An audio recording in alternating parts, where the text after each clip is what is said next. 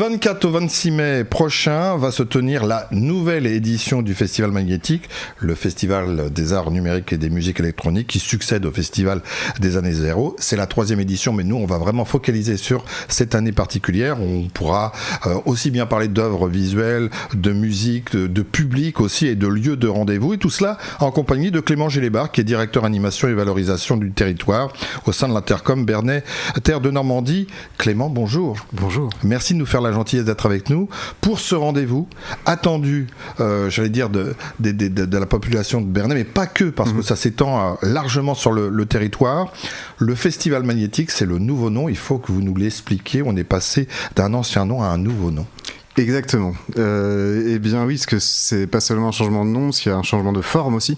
Parce que le festival avait lieu en mars, les éditions précédentes, plutôt donc en intérieur. Et là, l'idée c'était de le déplacer vers les beaux jours, donc plutôt fin mai, en investissant aussi des lieux extérieurs.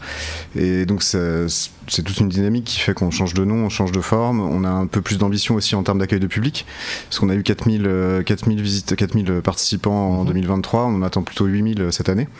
On va investir tout l'espace autour de l'abbatiale de Bernay, qui reste un centre important aussi pour le festival, donc la place Gustave-Éon, le jardin de l'abbaye, la salle capitulaire, la salle des mariages, la salle des fêtes. Donc en créant un parcours aussi pour les participants, qui va... Alors ce qui est identique aux précédentes éditions, c'est qu'il y a toujours un volet art numérique qui est très développé, avec des installations numériques sonores et visuelles qui sont cette année réalisées in situ, donc par des artistes comme Guillaume Marmin, Ranky Beat, qui vont faire des installations pour l'occasion, dans l'abbatiale par exemple, dans la salle capitulaire. Et puis bien sûr un volet musique avec des concerts électro qui auront lieu le vendredi, samedi et dimanche, plutôt en soirée, avec à l'honneur des artistes émergents normands, Violet Indigo, Muso, Léo Vauclin, et aussi des têtes d'affiche internationales comme Molécule, qui va être le concert du samedi un peu phare, qui a une activité puisqu'il a fait un album en 2024, il est passé à l'Olympia début en janvier. Et puis qui a aussi une démarche qui nous intéressait en termes de démarche artistique, et aussi démarche liée à l'écologie, etc., qui est aussi une des valeurs qu'on défend dans le festival. Vous avez quasiment tout dit en une seule question que j'ai posée. Je suis désolé. Il va falloir que je me ressource pour vous relancer. C'est un véritable défi. Déjà, rien que de changer le titre, même si tout est dit, quand on parle de magnétisme, c'est bien pour drainer un nouveau public, tout âge, et vous l'avez dit, sur la totalité de la journée, sur la totalité du festival. Ça, c'est un vrai pari, de 4000 à 8000. Oui, enfin, c'est un défi. C'est un défi. Enfin, de toute façon, l'idée même de créer ce festival en partant de rien, d'où le nom Année Zéro, je pense, avait un côté un peu expérimental et défi. Ça a bien fonctionné les 2 premières éditions. Donc on reste sur cette dynamique-là.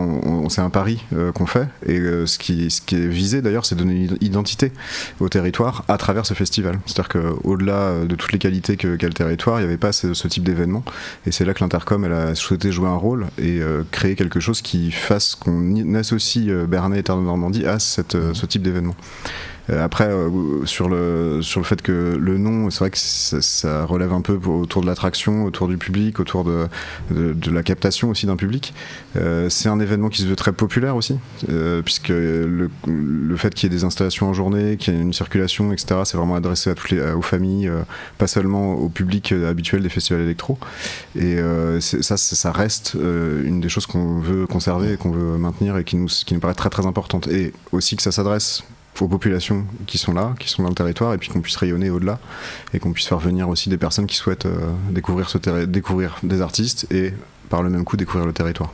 Cette association au patrimoine, j'allais dire, du bâti, des monuments, plus la modernité à travers la musique électro, ça aussi c'est un pari, mais en fait ça fonctionne très très bien. Quand on parle de mapping, de projection, parce que je crois que dans l'abbatiale il y a une projection aussi bien à l'intérieur qu'à l'extérieur, là en fait on va donner encore plus de sens au bâti. C'est un peu l'idée. En fait, l'abbatiale s'y prête vraiment bien, parce que c'est une architecture romane assez austère, quand même, assez sobre. Et donc, on peut l'habiller de plein de manières. On l'a vu même avec l'exposition Ernest Pignon Ernest en 2022. Et donc, forcément, le décor s'y prête. C'est un des axes du projet culturel de territoire de l'IBTN aussi, de valoriser le patrimoine. On a de la chance, puisque la ville de Bernay nous met à disposition ces lieux-là, qui sont des lieux exceptionnels, enfin des lieux classés pour le patrimoine. Et donc, Oui, c'est un peu l'idée aussi de garder cette dimension de à la fois mettre en avant un patrimoine millénaire et être tout à fait dans la modernité à travers des arts qui sont en train de se créer, qui sont encore en train d'inventer des formes, encore en train de chercher des choses et qui sont encore beaucoup dans l'expérimentation. Donc ouais, c'est un peu ça qu'on essaye de faire et c'est ça le défi. Ouais.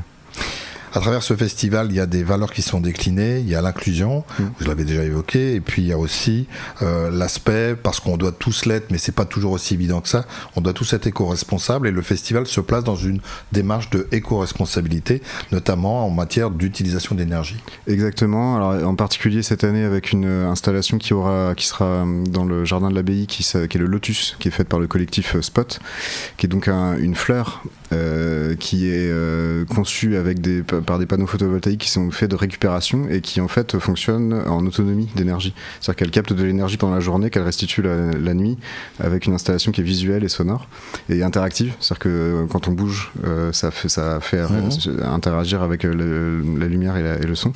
Et puis aussi on s'inscrit dans un réseau qui s'appelle Norma et qui est un réseau normand de musique actuelle, qui est aussi dans cette démarche d'accompagnement des festivals pour une démarche plus éco-responsable. Donc ça passe par la mise à disposition d'éco-cup lors du festival, etc., mais aussi par une réflexion qui est portée par tous les acteurs culturels autour du fait de comment faire pour réduire l'impact écologique des grands événements qui sont menés. Et ça passe aussi par la programmation. Enfin, il y a plein de questions qui sont traitées à ce niveau-là. On va s'arrêter dans un instant sur quelques moments, on peut pas tous les balayer, mais qui vous paraissent importants de signaler. On passe de l'électromodulaire à l'électronomade avec notamment Violette Indigo. Ainsi, on peut retrouver des bruits de la banquise. Ça m'a forcément interpellé. Des vagues portugaises. Je ne savais pas qu'elles avaient un son, ou encore de la Jamaïque. Et vous proposez donc un concert immersif, une dimension visuelle, les arts numériques, un vrai show. À la fois on s'en prend plein les yeux, plein les oreilles, et on est surpris parce qu'on va entendre. Là, c'est vrai que je me suis arrêté sur les bruits de la banquise. Et les vagues portugaises. Ça, c'est vraiment la marque de fabrique de l'artiste Molécule, qui est la tête d'affiche, qui lui, dans ses 2 précédents albums, avait fait une captation de sons de la nature, y compris avec les vagues portugaises. Effectivement, il avait traversé l'Atlantique, il avait fait une exploration dans le Grand Nord pour pouvoir récupérer des sons et les mettre en musique. Il est revenu à quelque chose d'un peu plus synthétique actuellement, mais c'est aussi ça reste sa dynamique. Et puis oui, le fait que ce soit aussi une expérience artistique qu'on cherche à faire vivre, au-delà d'aller au concert, par les installations, c'est aussi interactif, c'est aussi des choses qu'on peut faire. Il y a une microfolie dans laquelle il y a un Fab Lab, on peut fabriquer des choses par exemple. Il y a tout un côté comme ça qui est une expérience un peu plus complète que juste aller écouter de la musique, quoi. Vous parliez de compilation, de mélange. Là, on a, par exemple, avec le groupe Que Diable, il y a donc la notion de hip-hop avec la violoncelliste ou le violoncelliste. Un violoniste. Un violoniste. Style traditionnel des Balkans. Oui. Là, on a vraiment une. Là, le mot qui est un des mots, c'est l'hybridation. Ouais. Ouais. Ce qu'on cherche à mettre en avant, c'est l'hybridation. Et c'est vrai que dans la musique et dans toutes les formes artistiques, c'est ça qui fait naître les formes les plus intéressantes, c'est le fait de vouloir croiser plusieurs choses. Parlez-nous un peu de la soirée inaugurale. Alors, la soirée inaugurale du vendredi soir. Oui, c'est celle avec Léo Vauclin. Museau. Ouais, alors Léo Vauclin, c'est un artiste local, qui est né à Goupil-Othon, je crois, qui a grandi à Bernay, et qui a une pop électro, chanson, et Museau, qui est aussi une artiste rouennaise, qui a un univers un peu décalé, un peu humoristique.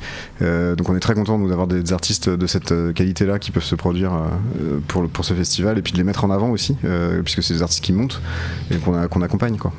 En termes d'organisation, c'est compliqué parce qu'on change de date, on brasse, on a des valeurs, on va les mettre et on se dit ça sera de telle date à telle date, c'est compliqué. Oui. Avec des artistes normands et internationaux. C'est compliqué, mais on a la chance d'avoir la ville de Bernay qui nous soutient dans cette démarche-là, donc c'est elle qui nous met à disposition les espaces. On a aussi tout ce qui est en termes de sécurité, on est accompagné par un prestataire, on a un directeur technique aussi qui est vraiment très fort et que je remercie d'ailleurs à l'occasion. Et donc tout ça va très bien se passer. Un dernier mot, il nous reste très peu de temps. Un autre moment fort que vous voudriez souligner ? Le mapping qui aura lieu tous les soirs, qui est donc une projection qui est sur le parvis de l'Abbatiale, qui aura lieu à partir de la tombée de la nuit jusqu'à minuit à peu près. Et aussi une autre chose, c'est que même le soir, les gens pourront profiter du parcours, des installations qui seront ouvertes jour et nuit, et donc avec une expérience un peu complète, quoi.